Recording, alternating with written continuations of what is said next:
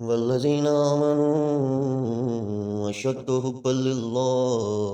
اعوذ باللہ من الشیطان الرجیم، بسم اللہ الرحمن الرحیم۔ آمنت باللہ ورسولہ هو الاول والآخر والظاہر والباطن وهو على كل شیء علیم۔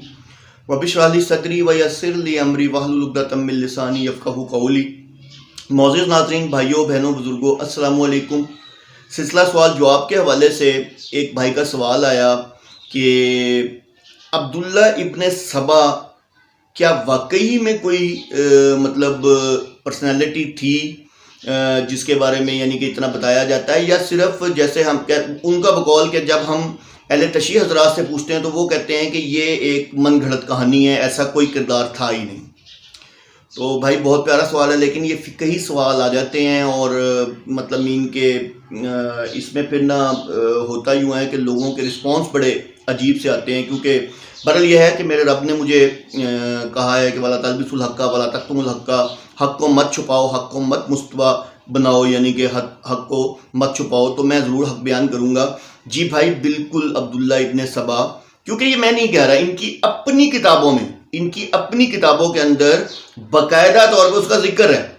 آپ ذکر کرتے تو ان کو یعنی کہ پریشانی ہوتی ہے، لیکن ان کی اپنی کتابوں میں اس چیز کا ذکر ہے کہ اس عبداللہ ابن سبا کو اور اس کے 40 ساتھیوں کو حضرت علی رضی اللہ تعالیٰ عنہ نے زندہ جلایا تھا۔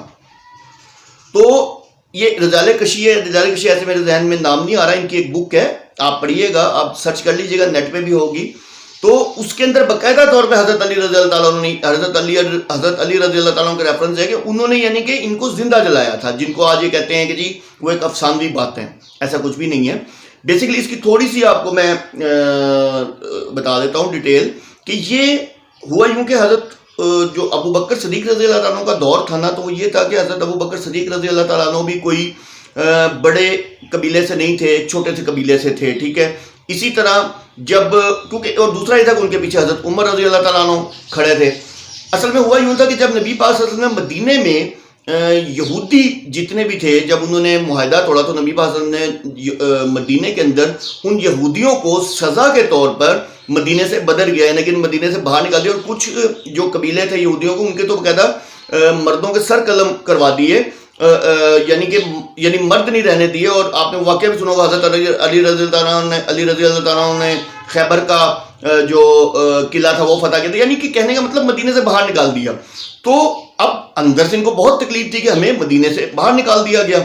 تو اللہ کے رسول صلی اللہ علیہ وسلم جیسے ہی ان کا وصال ہوا تو اب انہوں نے اپنے اندر تھوڑی سی کاؤنٹر ریولوشن جو تھی وہ سٹارٹ کی، ٹھیک ہے۔ لیکن ابو بکر صدیق رضی اللہ عنہ کے دور میں نہ ہو سکی، ان کا وہ دور نہ چل سکا۔ حضرت عمر فاروق رضی اللہ عنہ کے دور میں تو بالکل ہی نہیں چل سکتا تھا، کیونکہ ان کا خوف ہی بڑا ہوتا تھا۔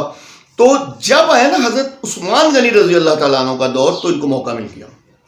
اب ان میں سے ایک جو فتنہ گر جو جس کو یعنی کہ مشہور زمانہ جس کا آپ نام لے رہے ہیں عبداللہ ابن سبا، اس نے ایک تحریک اٹھانا شروع کی۔ وہ کیا کرتا تھا، کسی بھی شہر میں چلا جاتا تھا اور جا کے لوگوں کے درمیان نہ بیٹھ جانا اور بیٹھ کے بات کرنی کہ دیکھو عثمان جو ہے وہ اپنے اپنوں کو نوازتا ہے، وہ تو جو ہے دیکھو کسی کو اپنے کو گورنر بنا رہا ہے، کسی کو کچھ کر رہا ہے، اور پھر دیکھو ہر نبی کا ایک وصی ہوتا ہے اور محمد کا وصی تو علی ہے، تو علی کو خلیفہ ہونا چاہیے تھا۔ نعوذ باللہ معاذ اللہ، یہ تینوں تو یعنی کہ ان کی خلافت بھی غاصب ہے، نعوذ باللہ معاذ اللہ، اور یہ تینوں ابو بکر، عمر اور عثمان جو یہ تینوں غاصب ہیں۔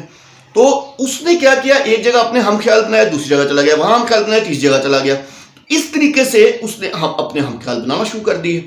اب ہوا کیا کہ جب یہ بات پہنچی حضرت عثمان غنی رضی اللہ تعالیٰ عنہ تک، تو حضرت عثمان غنی بڑے جسے کہتے ہیں نا میانہ روی والے، شرمیلے سے اور بڑے تحمل مزاج انسان تھے۔